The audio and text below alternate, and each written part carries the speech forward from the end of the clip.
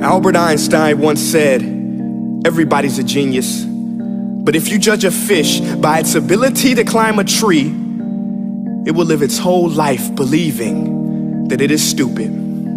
Ladies and gentlemen of the jury, today on trial we have modern day schooling. Glad you could come. Not only does he make fish climb trees, but also makes them climb down and do a 10-mile run. Tell me, school, are you proud of the things you've done?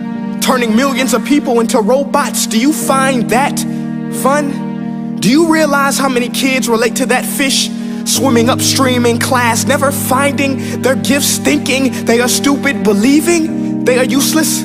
Well, the time has come, no more excuses. I call school to the stand and accuse him of killing creativity, individuality, and being intellectually abusive.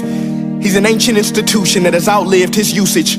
So, Your Honor, this concludes my opening statement, and if I may present the evidence of my case, I will prove it. Proceed. Exhibit A. Here's a modern day phone. Recognize it? Here's a phone from 150 years ago. Big difference, right? Stay with me. Here's a car from today, and here's a car from 150 years ago. Big difference, right? Well, get this. Here's a classroom of today, and here's a class we used 150 years ago. Now, ain't that a shame? In literally more than a century, nothing has changed. Yet you claim to prepare students for the future?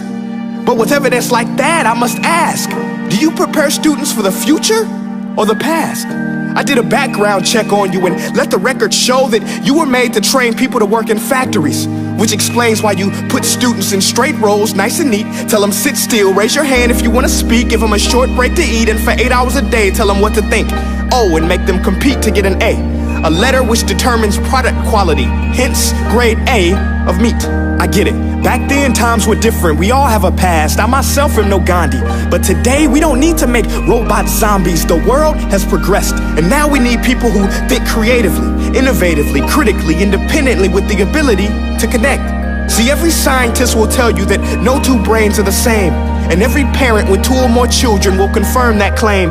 So please explain why you treat students like cookie cutter frames or snapback hats, giving them this one-size-fits-all crap. Watch your language. Sorry, Your Honor, but if a doctor prescribed the exact same medicine to all of his patients, the results will be tragic. So many people would get sick, yet when it comes to school, this is exactly what happens. This educational malpractice where one teacher stands in front of 20 kids, each